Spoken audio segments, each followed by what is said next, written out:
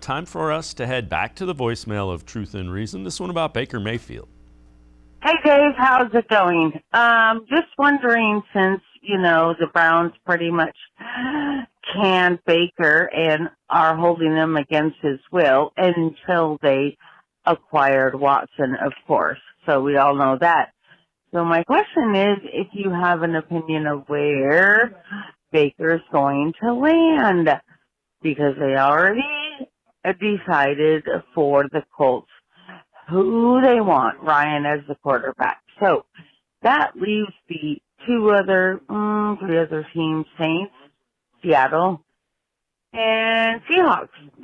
So I was just wondering if you had an opinion on that. Thanks for your time. All right, as always, appreciate the voicemails. Let's take a look at this tweet from David Newton. So one of those teams is the Panthers. Told that they're not interested. And again, David Newton is the Panthers beat reporter for ESPN. So they are not interested in Baker Mayfield according to that. The Saints have signed Jameis Winston to a multi-year contract. That leaves the Seahawks, who, Quincy, when you hear the reports out of Seattle, they're prepared to go with Drew Lock, and they're expected to take a quarterback up high, a rookie. I think they're picking 9th. A lot of the mock drafts have them going with either Kenny Pickett or Malik Willis. The market for Baker Mayfield is he may be here. Yeah, I mean, he's going to be here at least through OTAs, right?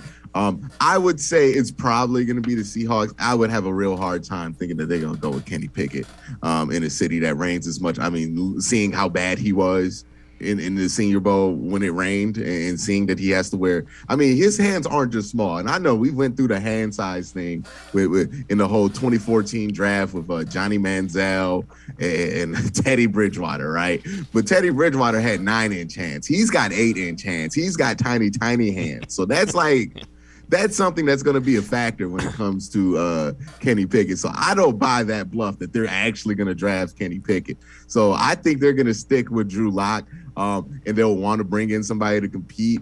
And that's probably going to be Baker Mayfield that they want to bring in. I think they're trying to play hardball because they know that there's not that much of a market with them. And the Browns are kind of playing hardball because they're waiting for another team to jump in order to really start any negotiations, because they're not going to start a trade negotiation when there's only one team that really wants the player. And just a quick note on the Panthers not wanting him. Boy, that's good to hear for both sides of that equation, man. I don't know if you know much about Matt Rule and how he runs things down there in Carolina, but the ideal of him and Baker Mayfield trying to run that thing together.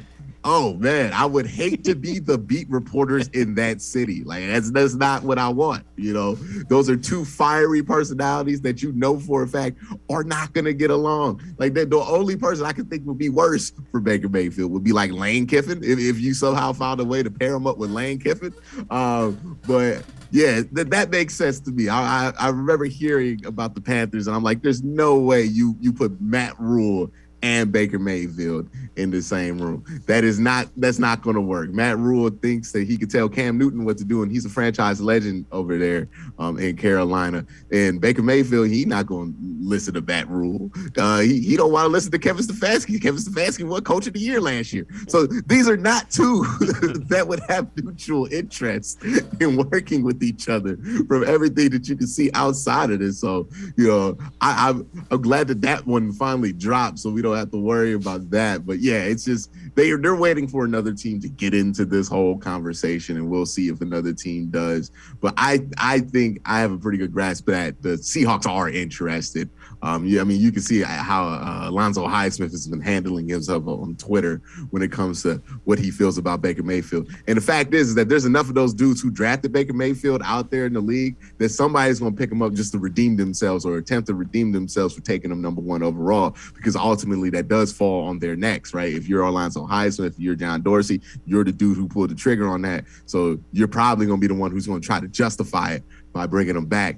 And we'll see what happens there.